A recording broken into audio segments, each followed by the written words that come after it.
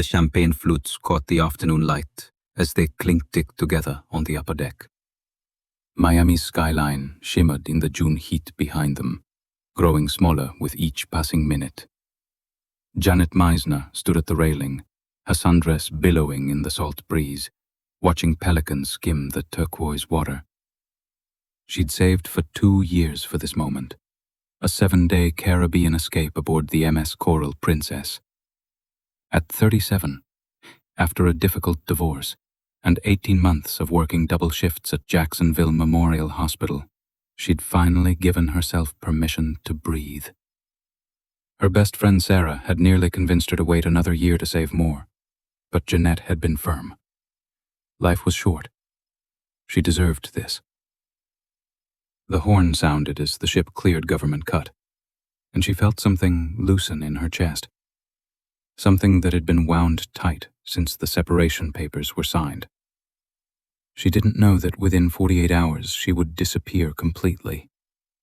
No witnesses, no distress call, no body, just an empty cabin and a door locked from the inside. By the time the sun rose on June 10th, Jeanette Meisner had become a ghost. And for nearly 20 years, the truth would stay buried beneath layers of bureaucracy, corporate silence, and one man's carefully constructed lies. But the ocean keeps its secrets poorly, and, in 2023, a single photograph would crack this case wide open, leading investigators to an arrest that would gen-shake South Florida to its core. Tell us where you're watching from. Has a cruise disappearance ever made you think twice about booking a trip? The first sign something was wrong came at breakfast on the third morning. Jeanette had made friends with a retired couple from Tallahassee, the Hendersons, who'd been meeting her each day at the Leo Deck Buffet at 8:30 sharp. Mrs. Henderson liked her scrambled eggs with hot sauce. Mr. Henderson always grabbed too many pastries and joked about his cardiologist. Jeanette ordered the same thing every morning: Greek yogurt with fresh berries, black coffee, and wheat toast. She was a creature of habit, the Hendersons had learned. Reliable, punctual. When she didn't appear by 9, Mrs. Henderson felt the first flutter of concern. By 9:30, they'd walked to her cabin on deck 7. They knocked. Silence. They knocked again, harder this time, calling her name. A steward passing with fresh linens paused, asked if there was a problem.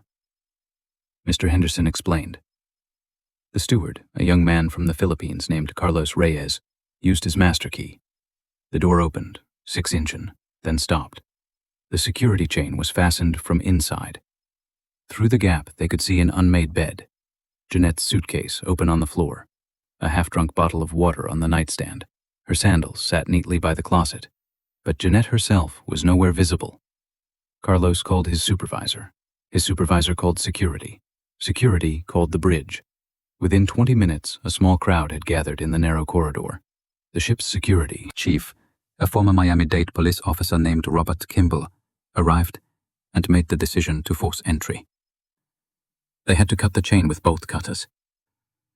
The room was exactly as it appeared through the gap, occupied but empty. Personal belongings scattered in the casual way of someone planning to return. A novel face down on the small desk. Her phone charging by the bed, still plugged in. Her purse hanging on a chair. Credit cards, ID, passport, all there. The sliding door to the balcony was closed and locked from the inside. Kimmel checked it twice. The bathroom door stood open, shower dry, towels unused since housekeeping's morning visit the day before. No signs of struggle, no blood, no note, no Jeanette. The mathematics of the situation made no sense. The cabin door had been locked and chained from within.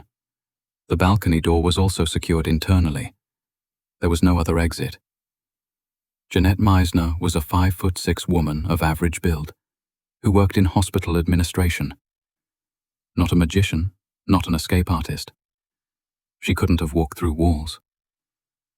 Yet somehow, between approximately 11 p.m. on June 8th, when her next-door neighbor heard her television through the thin wall, and 8 a.m. on June 9th, when housekeeping knocked and received no answer, She had vanished from a locked room, floating in the middle of the Atlantic Ocean. The ship was 200 meters from the nearest land. Kimball immediately initiated the cruise line's missing person protocol. The captain ordered a full stop and turnaround, circling back along their route, while crew members searched every public space, every storage room, every restricted area. Announcements went out over the PA system, asking passengers to check their own cabins to report any sightings. Jeanette's photo, pulled from her passenger manifest, appeared on every screen throughout the ship. She had dark blonde hair cut in a practical bob, hazel eyes, a warm smile. She was wearing a blue blouse and white capri pants when last seen at dinner the previous evening. Her table mates from that meal were interviewed. She'd seemed happy, they reported. Maybe a little tired. She'd ordered the grilled mahi-mahi, declined dessert, excused herself around 9 p.m., said she wanted to finish her book and get a good night's sleep before they reached Camel the next day. That was the last confirmed sighting. The U.S. Coast Guard was notified. They launched a search pattern covering 72 square miles of ocean. Helicopters flew grid patterns. The cruise ship retraced its path. Crew members lining the rails with binoculars. They searched for 6 hours. They found nothing. No debris, no clothing, no body. Maritime law required the ship to continue to its next port. And on June 10th at 3 p.m., the MS Coral Princess docked in Cozumel with 1 passenger unaccounted for. FBI agents boarded. They re-entered crew, re-examined the cabin, reviewed security footage. The cameras showed Jeanette returning to her cabin at 9:17 p.m. on June 8th. She was alone. She used her keycard, entered, and the door closed behind her. No camera covered that particular stretch of corridor directly, but the nearest one, positioned 30 feet away near the elevator bank, showed no one else approaching her door for the rest of the night.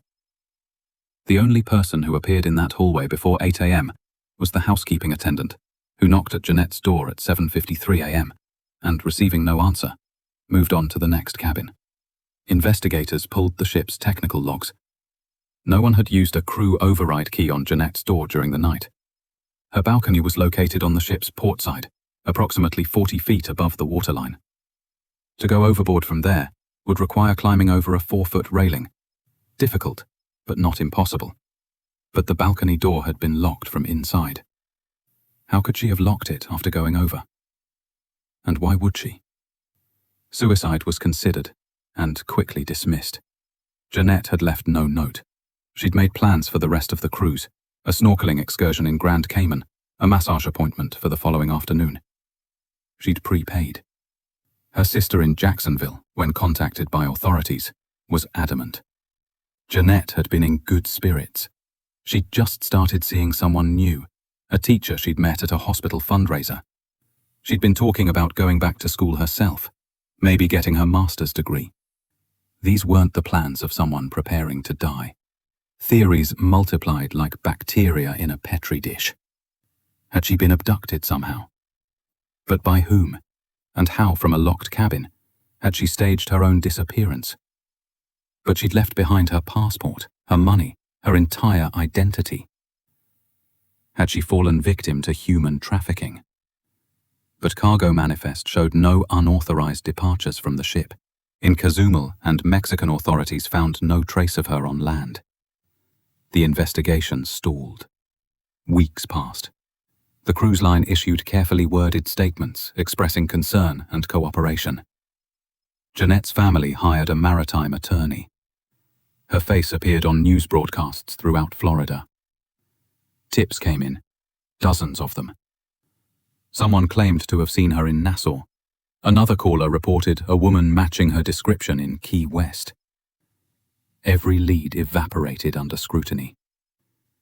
The FBI's Violent Crimes Against Americans Abroad unit kept the case open, but admitted they had no concrete evidence of foul play.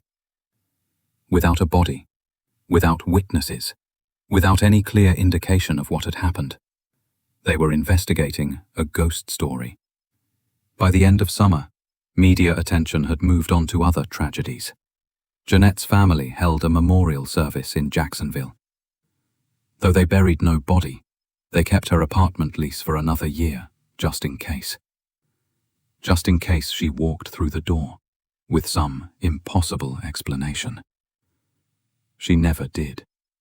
The file was eventually marked cold. One more unsolved disappearance on the high seas, where jurisdiction blurs and evidence vanishes into the deep. For 19 years, the case sat dormant, and then in March of 2023, a cruise ship maintenance worker named Derek Langford made a decision that would change everything. He walked into an FBI field office in Tampa, and he brought with him a photograph that should never have existed. Jeanette Marie Meisner was born in Ocala, Florida, on a sweltering August afternoon in 1967. Her mother, Patricia, worked as a seamstress. Her father, Robert, managed a feed store on the outskirts of town. They lived in a modest ranch house with a screened porch and a yard full of live oaks draped in Spanish moss. Jeanette was the middle child, sandwiched between an older brother who became a firefighter and a younger sister who taught elementary school. She was the quiet one, the reader, the girl who brought home stray cats and nursed them back to health in a cardboard box in the garage. Her high school yearbook listed her ambition as to help people. She meant it. After graduating from the University of Central Florida with a degree in healthcare administration, she took a job at Jacksonville Memorial Hospital. She worked her way up from admissions clerk to department coordinator over 15 years. Colleagues described her as detail-oriented, compassionate, the person who remembered everyone's birthday. She married at 28, a man named Tom Caldwell, who sold insurance. The marriage lasted 7 years before quietly dissolving. No children, no drama, just two people who'd grown in different directions. By 37, Jeanette lived alone in a one-bedroom apartment near Riverside, adopted a tabby cat named Tullus, and had finally started to feel like herself again. The cruise was supposed to be a celebration of that rebirth. Her sister Michelle received the call from the cruise line on June 10th while folding laundry in her living room. The voice on the other end was professional, apologetic, devastating. "Your sister is missing. We've conducted a thorough search. The Coast Guard is involved. We're doing everything we can." Michelle's hands went numb. The basket of towels hit the floor. She called her brother Daniel. Daniel called their parents. Within hours, the Meisner family had converged on the FBI field office in Jacksonville, demanding answers that no one could provide. Patricia Meisner, who'd sewn her daughter's prom dress by hand, who taught her to make peach cobbler from scratch, sat in a government waiting room and tried to understand how a person could vanish from a locked cabin in the middle of the ocean. The logic wouldn't compute. Robert, stoic by nature, asked the questions his wife couldn't form. What was the last thing she ate? Who was the last person to see her? Why wasn't there more camera coverage? The agents were patient, thorough, and ultimately unable to offer comfort. The truth was, they didn't know. They had a locked room mystery in international waters, and the laws governing such cases were a labyrinth of jurisdictional ambiguity. The cruise line's corporate headquarters was in Liberia. The ship was registered in Panama. The crime, if there was a crime, occurred in the Atlantic. American citizens were involved, which gave the FBI authority, but evidence was scarce and getting scarcer as the ship continued its route and time eroded memory. Michelle became the family spokesperson. She gave interviews to local news stations, held press conferences outside the federal building, created a Facebook page that went viral in the early days of social media, Find Jeanette Meisner. The page accumulated thousands of followers. People shared theories, offered prayers, reported false sightings from as far away as Costa Rica and Portugal. Every ping of hope turned out to be a dead end. A woman in San Juan who looked similar, a tourist in Barbados with the same haircut. None of them were Jeanette. The Meisner family hired Benjamin Torres, A Miami attorney specializing in maritime law, Torres was relentless.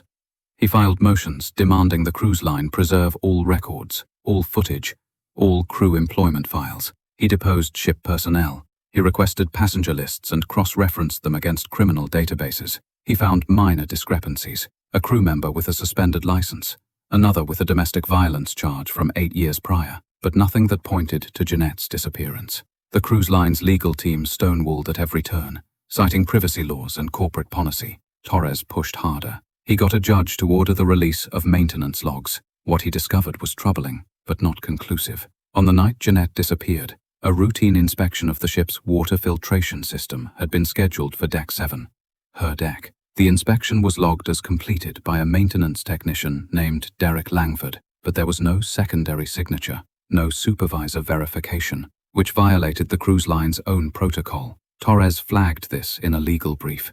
The cruise line responded that Langford was a trusted employee with 12 years of service and no disciplinary record. The missing signature was an administrative oversight. Nothing more. Torres wasn't satisfied, but without additional evidence, he had no leverage. Months became years. The Miser family held annual vigils at Jacksonville Beach, lighting candles at sunset, releasing white balloons into the evening sky. Local news stations covered the first few anniversaries, then stopped. Public attention is a finite resource, and new tragedies constantly compete for space. Patricia Meisner kept Jeanette's bedroom exactly as it had been, her nursing textbooks on the shelf, her collection of ceramic lighthouses on the dresser, her favorite quilt folded at the foot of the bed. She dusted it every week. Robert, who'd always been the practical one, the fixer, found himself unable to fix this. He withdrew, spent long hours in his workshop, building birdhouses he never sold. Michelle continued updating the Facebook page, though engagement had dwindled to a handful of faithful followers. She'd posted on Jeanette's birthday, on the anniversary of her disappearance on holidays. She never stopped believing her sister deserved answers. The FBI kept the case open, but assigned no active agents to it. The file gathered dust in a cabinet in the Jacksonville field office, one of dozens of cold maritime cases with no clear resolution. Jeanette's ex-husband, Tom Caldwell, remarried and moved to Atlanta. Her colleagues at the hospital held a memorial in the cafeteria. Then, gradually, her name stopped coming up in conversation. Toulouse the cat went to live with Michelle, who already had 2 dogs. The apartment lease finally expired. Jeanette's belongings were boxed and stored in her parents' garage. Life, as it does, continued without her. But Derek Langford never forgot. For 19 years, the memory of what he'd seen, what he'd photographed, sat like a stone in his gut. He'd been 26 years old in 2004, a maintenance tech, making decent money, seeing the world on someone else's dime.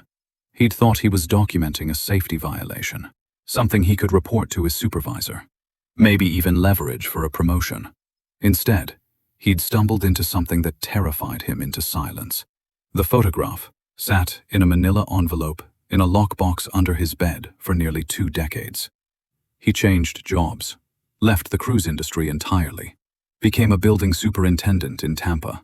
He married, had 2 daughters, coached their soccer teams. He built a normal life on top of a secret that calcified with time. But guilt is patient. It waits. It accumulates interest. By 2023, Langford's daughters were in college. His marriage was stable. He was 50 years old and starting to think about legacy, about the man he wanted to be remembered as. And he couldn't shake the image of Jeanette Meisner's face on those old news broadcasts. Her family begging for answers, while he stayed silent.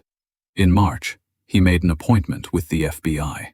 He brought the photograph, and he told them exactly what he'd seen on the night of June 8, 2004, when he was conducting a water filtration inspection on Deck 7 and happened to glance through a cabin window that should have had its curtain closed.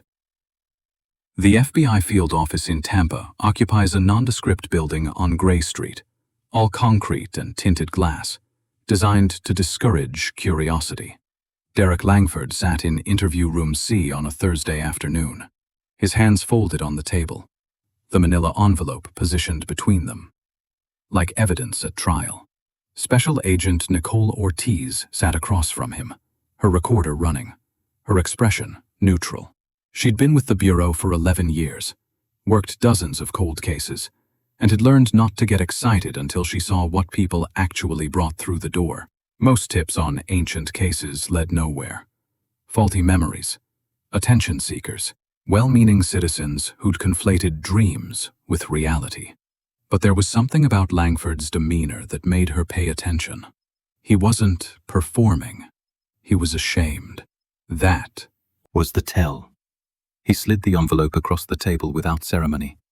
Inside was a 4x6 photograph, the kind printed from a digital camera in the early 2000s. Colors slightly faded, edges worn from being handled. The image showed a section of corridor on what was clearly a cruise ship. Industrial carpet, numbered cabin doors.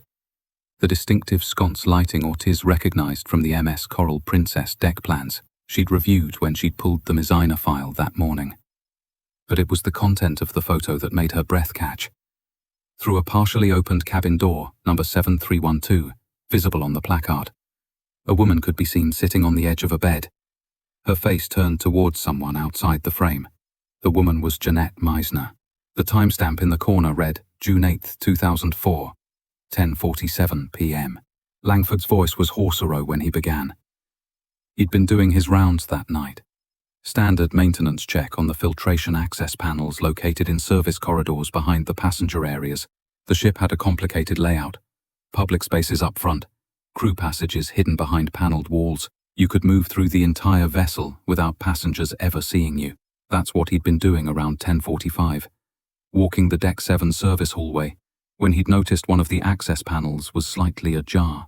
Protocol required documenting any irregularities, so he'd pulled out his digital camera, the same one he used to photograph equipment serial numbers for his reports. As he'd approached to snap a picture of the panel, he'd glanced to his left and seen something that stopped him cold.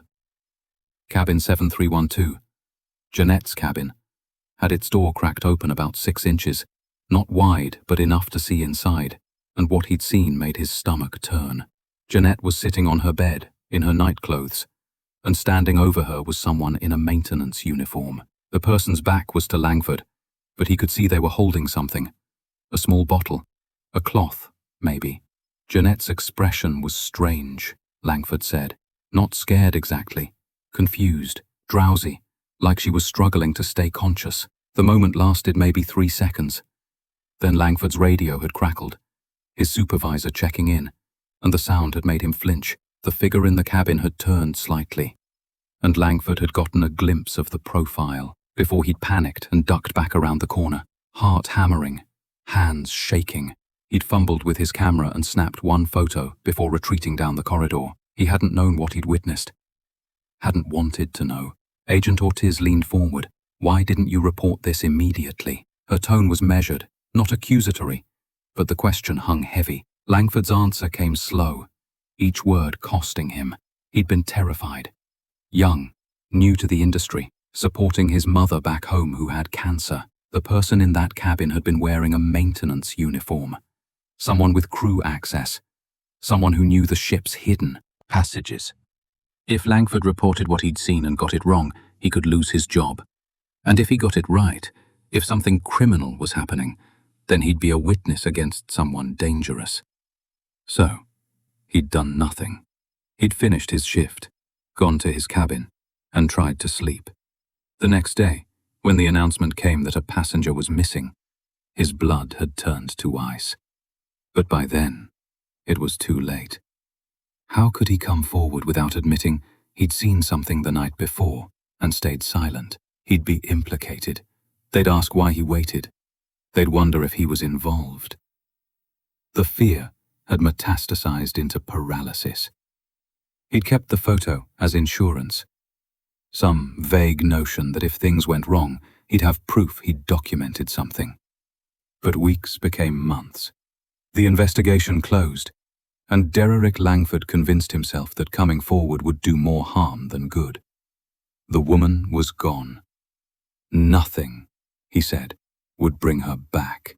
This was the logic of cowardice, he admitted now, and he'd lived with it for 19 years. but he couldn't live with it anymore. Ortiz examined the photograph under her desk lamp, then called in her partner, Agent Marcus Webb. They studied the image together, cross-referencing it with the original case file. The cabin number matched. The timestamp placed it 90 minutes after Jeanette's last confirmed sighting, returning to her room. This was the missing window, the period when something had happened, when she'd gone from present to absent.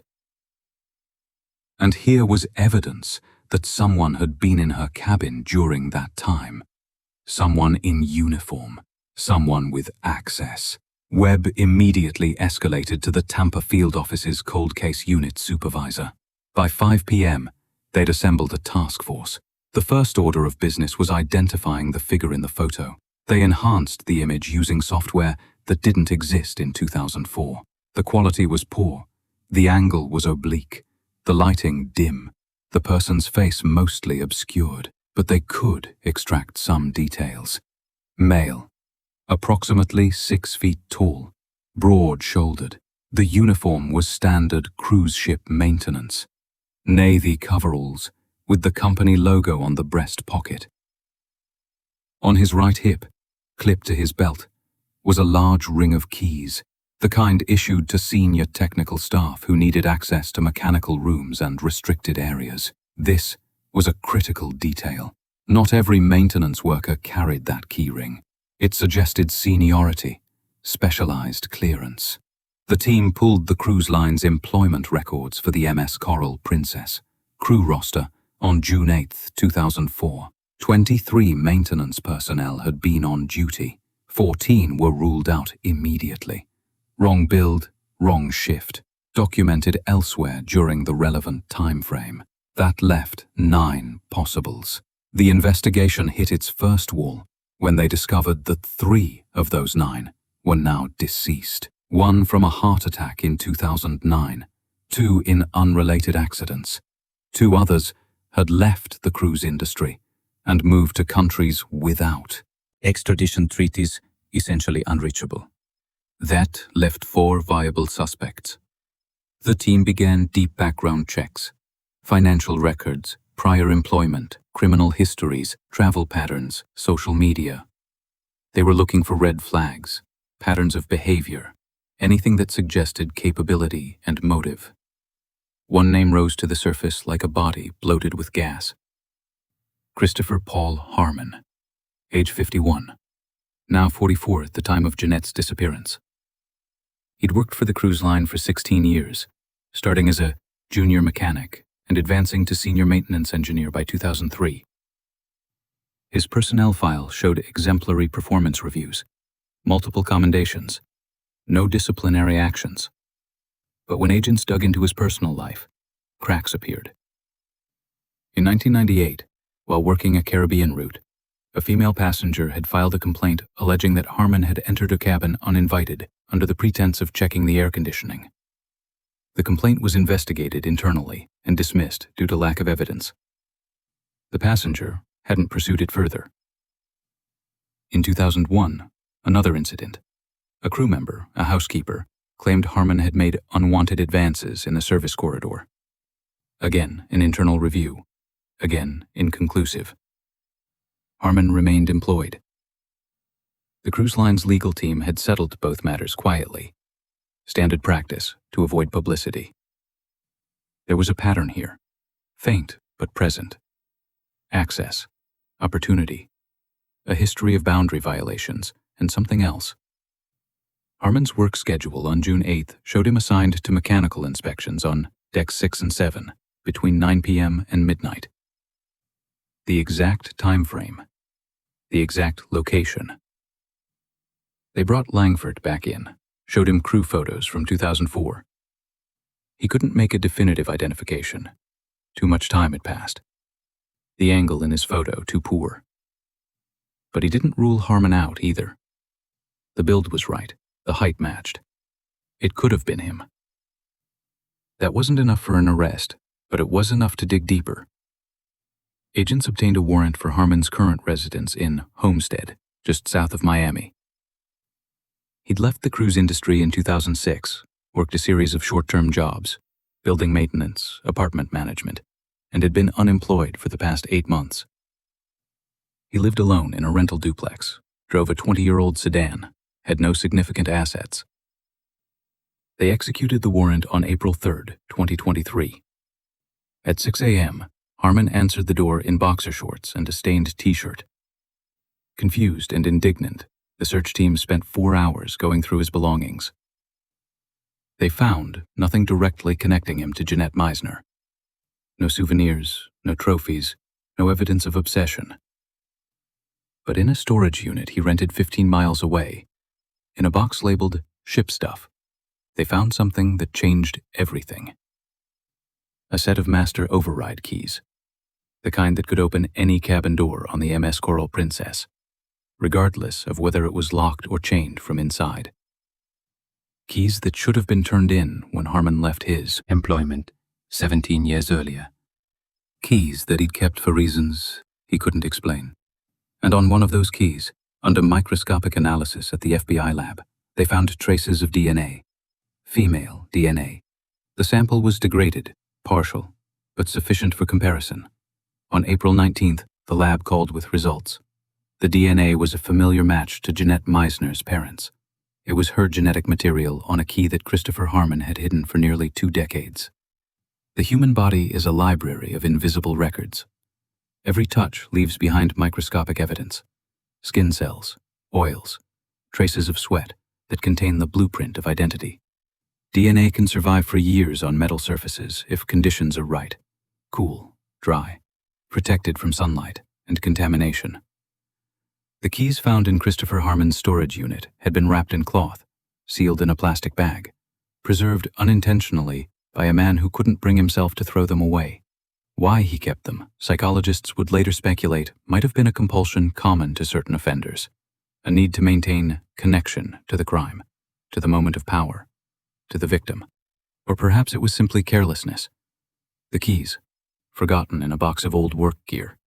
Either way, those keys became the thread that unraveled 19 years of silence when Agent Nicole Ortiz received the call from the FBI forensic lab in Quantico. She was sitting in her car outside a Starbucks in Tampa, halfway through a vanilla latte that had gone cold. The voice on the other end belonged to Dr. Karen Yates, a forensic geneticist who'd once been processing evidence from the Meisner case. Yates spoke in the careful language of scientific certainty. 13 genetic markers, mitochondrial DNA analysis, probability calculations that exceeded 1 in 7 billion. The DNA on the key belonged to Jeanette Meisner. There was no doubt. Ortiz sat down her coffee, closed her eyes, and allowed herself one moment of quiet satisfaction before calling her supervisor. The discovery transformed the investigation from circumstantial theory into prosecutable fact. But DNA alone doesn't tell every story. It provides a sentence, not a narrative. The task force needed to construct what happened on the night of June 8, 2004, using forensic evidence, witness testimony, and the cold logic of reconstruction. They started with the keys themselves. A locksmith and maritime security expert named Gerald Fitzsimmons was brought in to analyze them. Fitzsimmons had 30 years of experience with cruise ship security systems and testified in maritime cases across 3 continents. He examined the master override set under magnification, comparing them to the MS Coral Princess mechanical diagrams. His findings were damning. These keys represented the highest level of access on the ship, senior engineering staff only. They could override electronic locks, disengage security chains from the outside using a specialized tool, and open maintenance hatches throughout the vessel. In the wrong hands, they were skeleton keys to every private space aboard. Fitzsimmons explained the mechanics for the jury, in language a layperson could understand. The security chain inside Jeanette's cabin could be released externally if someone inserted a thin, rigid instrument through the door gap and manipulated the slider. It required skill and the right tool, but it was entirely possible. This explained the locked room paradox that had stymied investigators for 2 decades. Jeanette could have secured her door from inside before going to bed, and someone with these keys and knowledge could have entered anyway. The timeline began to crystallize. Jeanette returned to her cabin at 9:17 p.m., confirmed by security footage. She changed into sleepwear, brushed her teeth, settled into bed with her novel. At some point, before 10:47, there was a knock at her door. Perhaps it was presented as routine, a maintenance check, a safety inspection, something innocuous. She opened the door, allowed entry, then returned to bed, assuming the person would do their work and leave. This was where Derek Langford's photograph became crucial. The image showed Jeanette on her bed, Harmon standing over her, holding something. Toxicology would later provide a theory: chloroform, or a similar volatile anesthetic, applied via cloth to induce rapid unconsciousness. The substance metabolizes quickly, leaving little trace, which is why the original autopsy, never conducted because no body was ever found, wouldn't have detected it.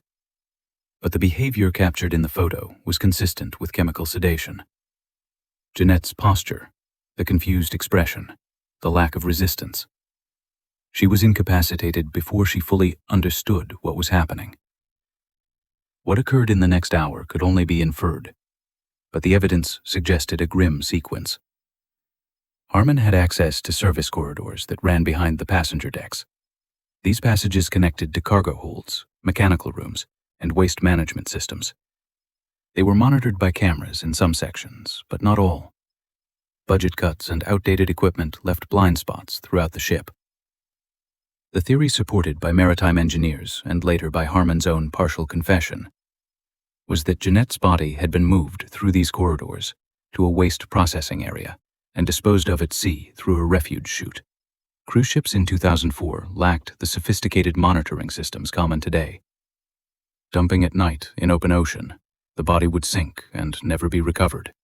This was the darkest part of the reconstruction, the part that made seasoned investigators feel sick. The casual brutality, the premeditation implied by having the right keys, the right access, the right knowledge of surveillance gaps. Agent Marcus Webb, who had 2 daughters of his own, found himself unable to sleep after reviewing the ship's architectural plans. The efficiency of it haunted him. How easy it had been for Harmon to exploit a system designed to serve passengers, turning it into a mechanism for murder. But theory needed corroboration. The team returned to the original case file, re-interviewing anyone still reachable from the 2004 crew and passenger lists.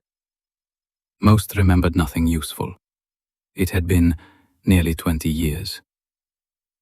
But they found Carlos Reyes, the steward who'd first opened Jeanette's cabin door, now managing a hotel in Fort Lauderdale.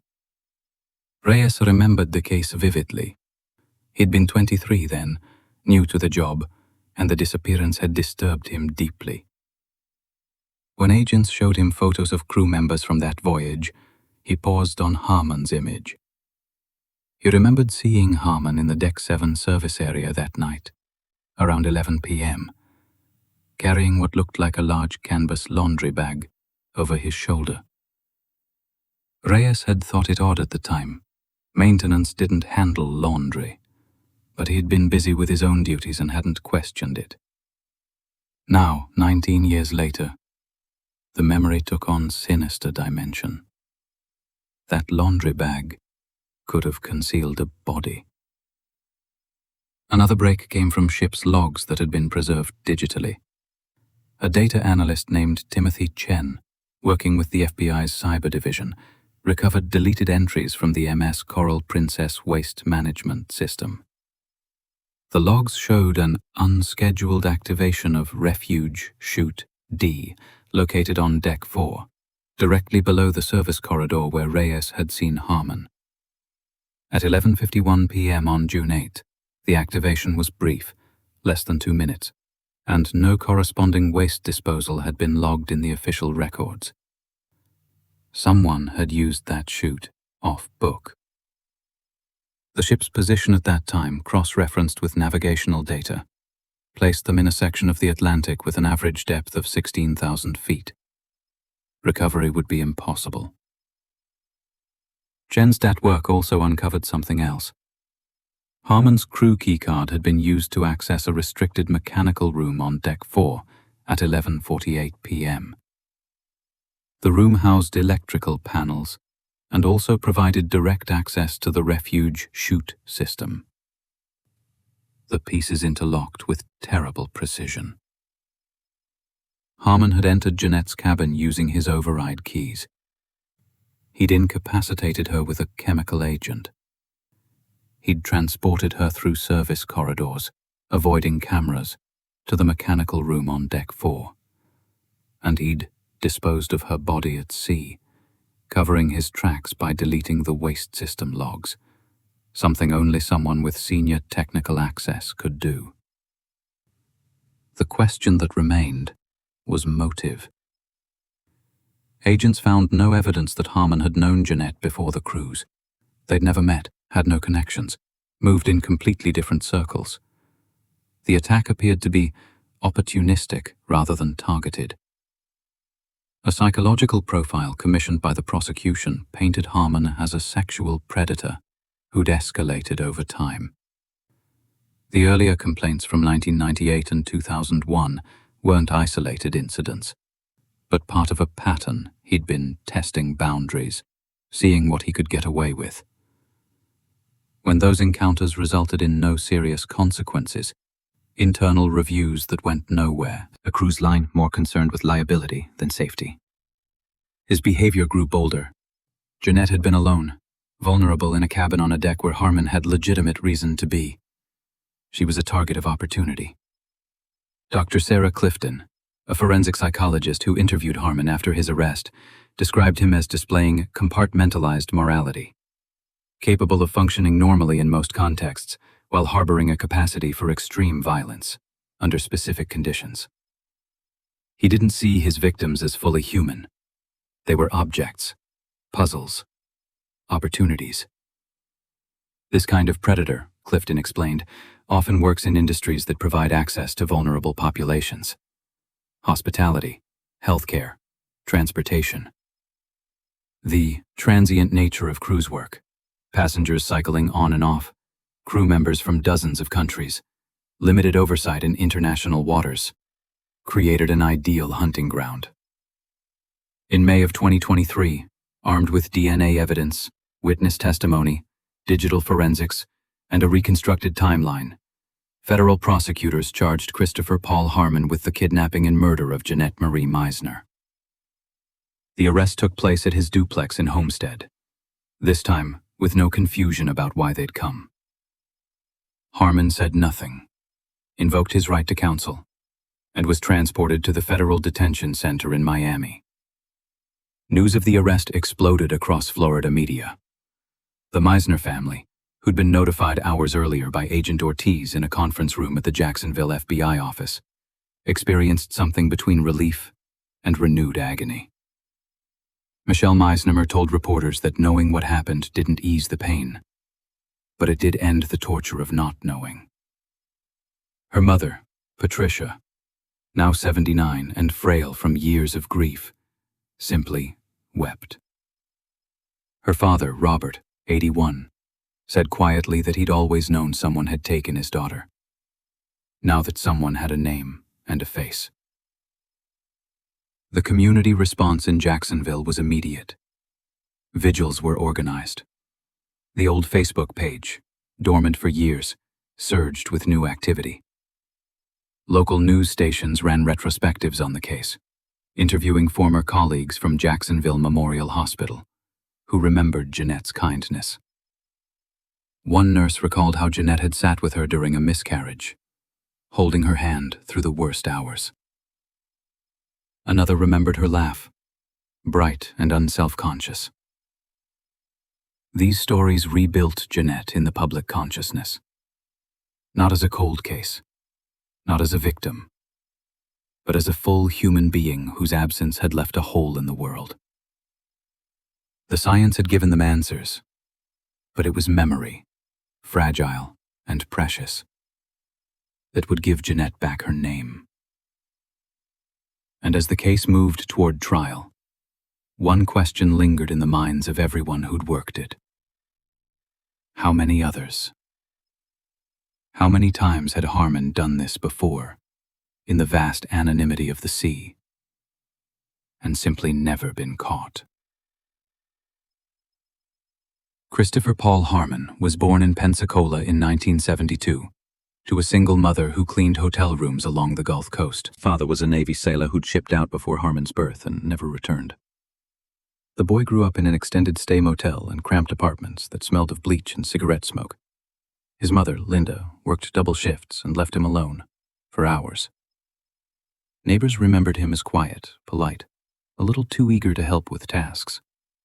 He'd offered to carry groceries, fix broken appliances, water plants while people were away. Most saw it as kindness. A few found it unsettling, the way he'd linger in doorways, asking questions about when they'd be home, whether they lived alone. At 16, he dropped out of high school and took a job at a marina, learning boat mechanics. He was good with his hands, patient with machinery. By 20, he'd earned certifications in marine engineering and applied to work on commercial vessels. The cruise industry hired him in 1992. For the next 14 years, he moved between shifts, always maintaining exemplary work records, always volunteering for night shifts and overtime. He was the employee who knew every corridor, every locked door, every camera blind spot. He made himself indispensable. After his arrest, the FBI's Behavioral Analysis Unit launched a comprehensive investigation into Harmon's employment history, cross-referencing it with unsolved disappearances on cruise ships dating back to the 1990s. What they discovered was chilling. Between 1995 and 2006, at least 7 female passengers had vanished from vessels where Harmon worked. 7 women who'd boarded cruise ships and simply ceased to exist. Some cases had been written off as suicides, women who'd allegedly jumped overboard, though no witnesses saw them go. Others were classified as accidents, slip-and-fall incidents near railings, late-night mishaps blamed on alcohol. One was ruled a medical emergency. The woman had supposedly suffered a heart attack and been buried at sea per maritime protocol before the ship reached port. The families had protested, demanded investigations, but international waters complicated jurisdiction, and evidence disappeared with each passing day. The cruise lines settled quietly out of court. Standard procedure to avoid prolonged litigation and negative publicity. Now, with Harmon in custody, those cases were being reopened. Agents created a timeline mapping Harmon's assignments against the disappearances. The correlation was undeniable. Every missing woman had been traveling alone. Every disappearance occurred during night hours, and in every case, Harmon had been working the maintenance shift in the relevant section of the ship. Agent Nicole Ortiz and her partner, Marcus Webb, traveled to San Diego to interview the family of Rebecca Chen, a 32-year-old accountant who'd vanished from a Pacific cruise in 1998. Rebecca's sister, Amy, had spent 25 years demanding answers. When Ortiz showed her Harmon's photograph, Amy's face drained of color. She remembered him. Rebecca had mentioned him in a phone call from one of the ports, said, "A maintenance guy had come to her cabin twice in 2 days to check the plumbing, even though nothing was wrong." Rebecca had found it odd, but not threatening. She'd laughed about it, called him overly thorough. 3 days later, she was gone. Her cabin had been found locked from inside, her belongings undisturbed, her balcony door secured. The official report concluded she'd likely gone overboard, though no one saw it happen. Amy had never believed it. Rebecca wasn't suicidal. She didn't drink heavily. She was cautious, responsible, planning to start her own firm when she got home. Now, 25 years later, Amy finally understood her sister had been murdered by a man who'd perfected his method, who'd learned to exploit the gaps in a system designed to protect corporate interests rather than passenger safety. The rage and grief that washed over Amy's face made Ortiz look away. Some truths arrived too late to offer comfort. The prosecution team, led by Assistant U.S. Attorney David Brennan, faced a complex challenge. They had strong evidence for Jeanette Meisner's murder: DNA, witness testimony, digital forensics, the photograph. But proving the other cases was harder. The bodies were gone, the evidence degraded or destroyed. The cruise lines uncooperative. Brennan decided to focus the trial on Jeanette, while using the wedge pattern evidence to establish modus operandi. He needed to show the jury that this wasn't a single, tragic mistake, but the work of a serial predator who'd refined his technique over years. To do that, he needed someone who understood Harmon's psychology. Dr. Sarah Clifton, the forensic psychologist who'd evaluated Harmon, became a crucial witness. In pretrial depositions, she explained how certain offenders compartmentalized their lives. Harmon could be a competent employee, pay his taxes, maintain superficial friendships, all while harboring violent compulsions. His choice of victim pool, solo female travelers in international waters, demonstrated sophisticated planning. These were women without immediate protection in an environment with limited law enforcement, where disappearances could be blamed on accidents or poor decision-making. It was predatory brilliance, masked as coincidence. Harmon's defense attorney, a public defender named Jonathan Rhee, knew he was fighting an uphill battle. The evidence was overwhelming, but Rhee had an obligation to mount a defense, so he attacked the weakest points. The photograph was grainy, and the figure could be anyone. The DNA on the keys proved only that Jeanette had touched them at some point, not when or under what circumstances. The timeline was circumstantial reconstruction, not witnessed fact. Rhee argued that Harmon was being scapegoated for systemic failures by a cruise industry desperate to avoid liability. But his arguments lacked conviction. Even he seemed to know they wouldn't hold. The trial began in September 2023 at the federal courthouse in Miami. The prosecution called 38 witnesses over 4 weeks.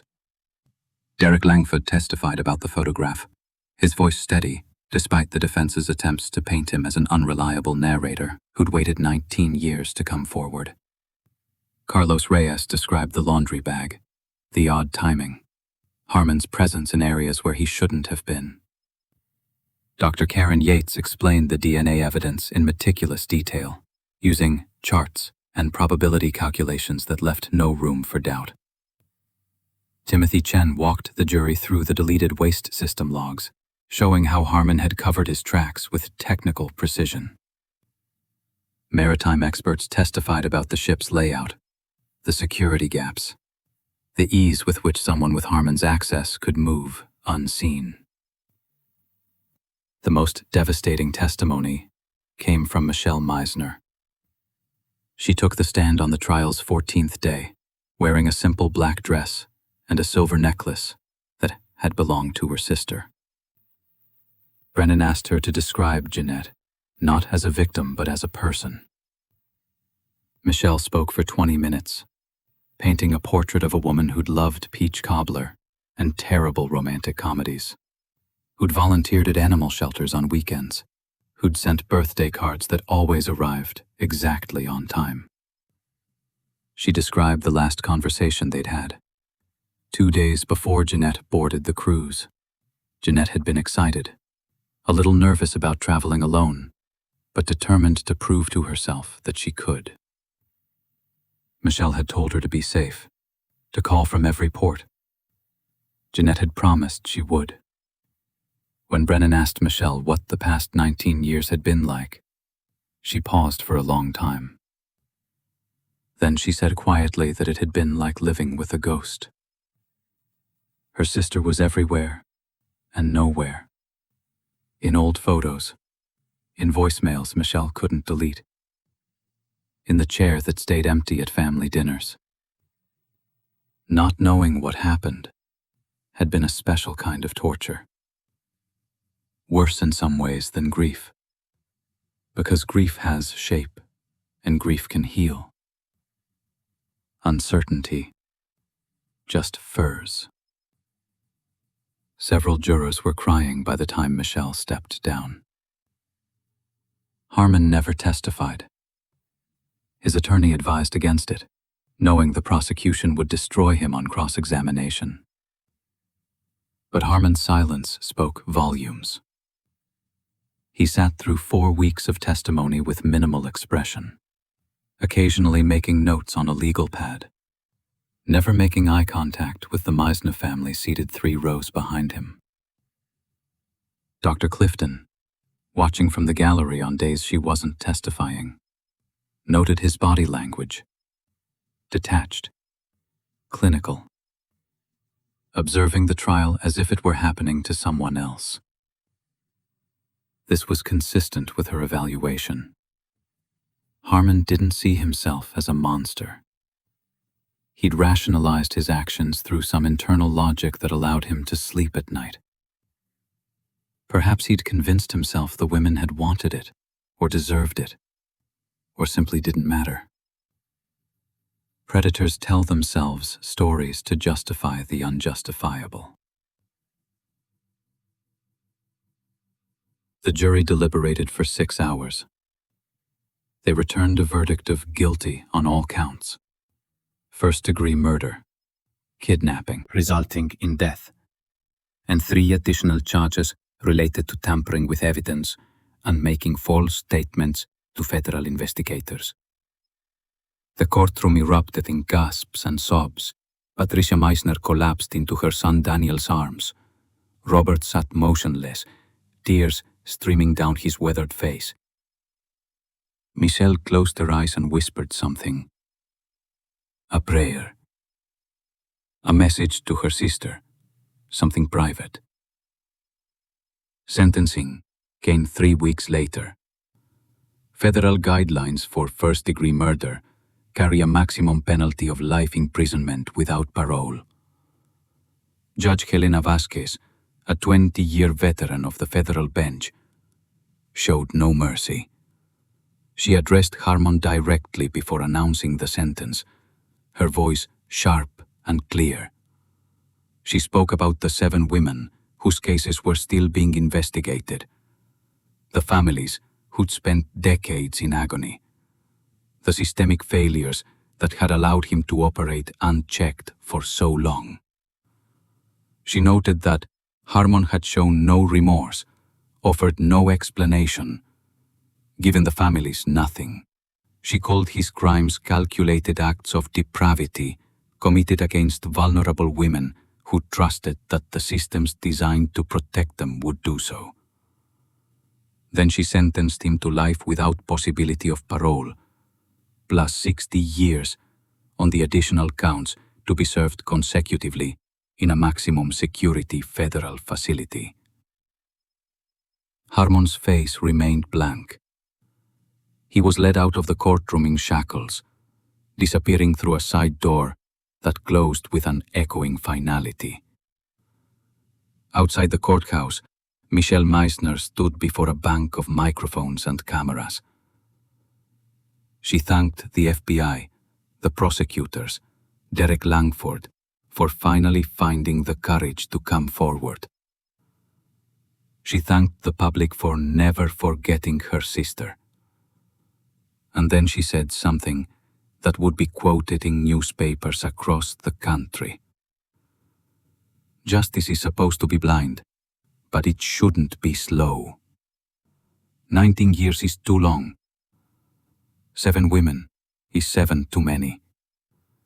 We have to do better. The crowd applauded. The cameras flashed. And somewhere in Jacksonville, in a house with a screened porch and live oaks draped in Spanish moss, an elderly couple sat in silence, holding hands, finally able to begin the long process of letting go. The memorial service was held on a Saturday in November, 6 weeks after the sentencing. On a stretch of Jacksonville Beach, where the Meissner family had gathered every year since 2004, the sky was overcast, the kind of soft gray that makes the ocean look but. A crowd of nearly 200 people assembled near the dunes. Family, former colleagues from Jacksonville Memorial Hospital, investigators who'd worked the case, reporters who'd covered it, and strangers who'd followed the story and felt compelled to bear witness. Someone had constructed a small platform from driftwood and adorned it with white roses, photographs of Jeanette at various ages, and 7 white candles representing the 7 women whose cases had been linked to Christopher Harmon. Michelle Meissner stood at the center, her parents flanking her, their faces carved by time and sorrow, but somehow lighter now, as if a weight they'd carried for 19 years had finally been set down.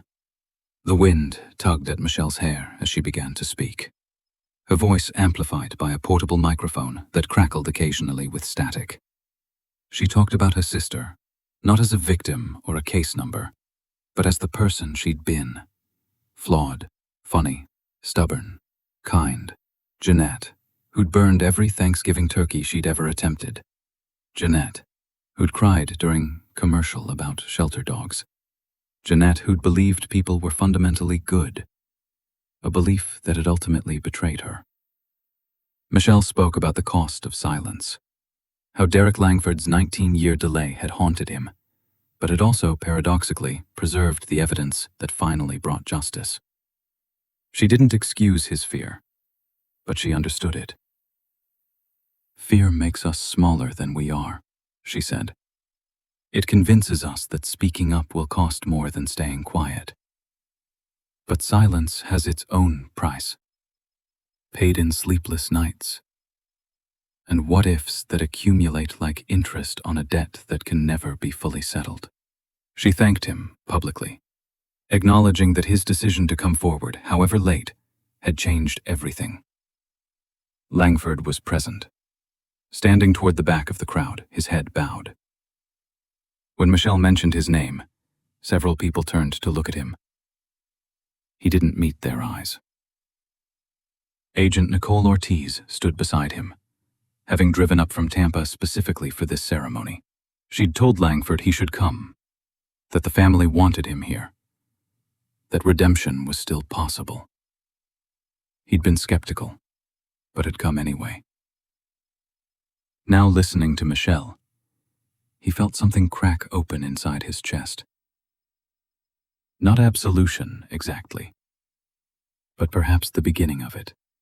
Michelle moved on to thank the FBI agents, the prosecutors, the scientists whose meticulous work had translated microscopic traces into irrefutable truth. She thanked the journalists who'd kept the story alive when it would have been easier to let it fade. And she thanked the public for caring, for remembering, for refusing to accept that some disappearances were just the cost of modern life. Then she turned to face the ocean. The waves rolled in with their ancient rhythm, indifferent to human grief, indifferent to justice. Michelle spoke directly to her sister, her voice breaking now, the careful composure she'd maintained throughout the trial finally crumbling. She said she was sorry it had taken so long. Sorry that Jeanette had spent 19 years as a question mark instead of a period. Sorry that she'd died afraid and alone, in the hands of a monster. But she promised that Jeanette's story would matter, that it would change things, that the 7 women, and perhaps others still unknown, would not be forgotten. She promised that their names would be spoken aloud, that their families would know they'd been seen and valued and mourned. This was the only power left to the living. To remember, to honor, to refuse erasure. Patricia Meisner stepped forward, her movements slow and deliberate. She carried a small wooden box hand-carved by her husband, Robert, during the long years of waiting. Inside were mementos, Jeanette's nursing school graduation tassel, a pressed flower from her wedding bouquet to Tom Caldwell, a silver bracelet she'd worn constantly, a note she'd written to her mother on some long-ago birthday that said simply, "Thanks for everything, Mom. I love you." Patricia opened the box and let the wind take these fragments, scattering them over the water. The crowd watched in silence as the small objects tumbled through the air and disappeared into the surf. It was a burial of sorts, the kind that doesn't require a body, an acknowledgement that Jeanette was gone, that the ocean had kept her, and that this was as close to bringing her home as they would ever get. Robert Meisner lit the 7 candles on the driftwood platform, one for each woman. As he did, Michelle read their names aloud. Rebecca Chen vanished, 1998. Lauren DeMarco vanished, 2001. Simone Broussard vanished, 2002. Angela Petro vanished, 2003. Jeanette Meisner vanished, 2004. Christina Ruiz vanished, 2005. Maya Okonkwo vanished, 2006. 7 names, 7 lives interrupted. The FBI was still investigating each case, building evidence for potential additional charges. Though everyone understood that prosecuting crimes nearly 3 decades old with no bodies and degraded evidence would be difficult. But the investigations alone mattered. They told the families that their daughters, sisters, mothers were more than statistics, more than legal footnotes. Agent Marcus Webb had taken personal charge of the Rebecca Chen case, corresponding regularly with Amy Chen, sharing updates, even when there was nothing new to report. This was what justice looked like in its most human form. Not just courtrooms and verdicts, but the painstaking work of witnessing, of saying, "I see what was done to you and it was wrong, and I will not let it be forgotten." The crowd began to sing, softly, a hymn that Patricia had requested. Amazing Grace. The old words carried across the beach, mingling with the sound of the waves. Some people sang from memory, others just hummed along. A few couldn't manage any sound at all, and simply stood with tears streaming down their faces. When the song ended, a young woman stepped forward from the crowd. She was in her mid-20s, dressed in jeans and a University of Florida sweatshirt, her dark hair pulled back in a ponytail. She approached Michelle, hesitantly, introduced herself as Erin Vasquez. She'd been following the case online, she said, and needed to share something. 2 years ago, she'd taken a cruise with her boyfriend. On the second night, a crew member, maintenance, she thought, had knocked on her cabin door around 11 p.m., said he needed to check a reported leak. She'd let him in. He'd gone into the bathroom, spent a few minutes looking under the sink, then left. But something about the encounter had felt wrong. The way he'd looked at her, the fact that there had been no leak, no follow-up, no record of the visit when she'd asked at the front desk the next day. She'd mentioned it to her boyfriend, who told her she was being paranoid. She'd tried to forget about it. But after Harmon's arrest, after reading the details of his method, she'd realized what had probably happened. She'd been evaluated as a potential target and ruled out. Maybe because her boyfriend was there. Maybe because she'd seemed too alert. Maybe for reasons she'd never know. She'd dodged something terrible without even realizing she was in danger. Erin's voice shook as she said this, and Michelle embraced her. This stranger would come to a memorial for a woman she'd never met, because she understood viscerally how close she'd come to being another name on another list. This was the hidden mathematics of predation. For every victim, there were dozens of near misses, women who'd felt a flicker of unease and dismissed it, who'd been lucky for reasons they couldn't articulate. The cruise industry, for its part, had remained largely silent throughout the trial. A spokesperson had issued a brief statement after the verdict, expressing sympathy for the victims' families and emphasizing that safety protocols have been significantly enhanced since 2004. But there had been no acknowledgement of systemic failure, no acceptance of institutional responsibility for allowing Harmon to operate unchecked for 14 years, despite multiple complaints. Michelle had filed a civil suit on behalf of her family and the other victims' families, seeking damages and, more importantly, demanding policy changes, mandatory camera coverage in all service corridors, independent oversight of crew background checks, stricter protocols for cabin access, and a publicly accessible database of complaints against crew members. The cruise line's attorneys had filed motions to dismiss, citing maritime law's complex liability standards. The case would likely drag on for years, but Michelle was prepared for that. She'd spent 19 years waiting for answers. She could wait longer for accountability. As the memorial wound down, people began to disperse, slowly, reluctant to leave, as if staying on the beach somehow kept Jeanette present a little longer. Small groups formed, talking quietly, exchanging phone numbers, promising to stay in touch. The families of the other 6 women had traveled from across the country to be here. California, Texas, New York, Illinois, Louisiana, Maryland. And they'd formed a bond forged in shared trauma and shared relief.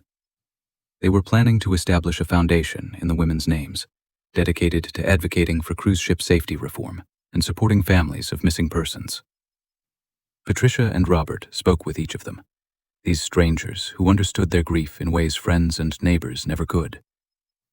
There was something sacred in that understanding, a communion that required no words.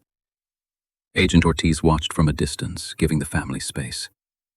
But Michelle waved her over. They stood together at the water's edge, watching the waves erase footprints in the sand. Ortiz told Michelle that she'd worked cold cases for over a decade, and most of them stayed cold. Leads dried up, witnesses died, evidence degraded. But every once in a while, something broke open. A new technology, a guilty conscience, a piece of information that had been there all along, waiting to be noticed. The Miser case had been that rare convergence of persistence, luck, and science. But it wouldn't have happened without Michelle's refusal to let her sister become a footnote. That mattered, Ortiz said. That made all the difference. Michelle smiled, a sad, exhausted smile. She said she'd spent 19 years angry at the cruise line, at the investigators who'd given up, at Derek Langford for his silence, at God for allowing this to happen, at Jeanette for getting on that damn ship in the first place. Anger had kept her going, had fueled the Facebook posts and the press conferences and the endless phone calls to attorneys and journalists. But now that Harmon was convicted, now that she knew what had happened, the anger was draining away, and she didn't know what would replace it. Ortiz told her that was normal, that closure was a myth people told themselves. You didn't close a wound like this. You just learned to live with the scar. Michelle nodded. She understood. She'd always understood. She just hadn't wanted to accept it. The sun broke through the clouds briefly, casting golden light across the water. Someone pointed it out. Look, a God beam, they called it. And people turned to watch the light pour down like something sacred. Patricia Meisner said quietly that it was Jeanette, letting them know she was okay. Robert didn't contradict her. Belief is a kindness we offer to those we love. And if his wife needed to see her daughter in a shaft of sunlight, then that's what it was. The candles on the driftwood platform guttered in the wind, wax pooling and hardening in abstract shapes. Michelle walked over and blew them out, one by one, smoke curling into the air and disappearing. 7 flames extinguished. 7 lives honored. 7 families given the terrible gift of knowing. As the crowd finally began to leave, Michelle stayed behind with her parents. They stood together in silence, the 3 of them watching the ocean do what it had always done. Arrive and depart. Arrive and depart. Indifferent to the small dramas playing out on the shore somewhere beneath those waves in the cold dark, where light never reached. Jeanette's body rested beyond recovery, but no longer beyond understanding. The ocean had kept her secret for 19 years, but love stubborn and relentless, had brought the truth home. And that would have to be enough.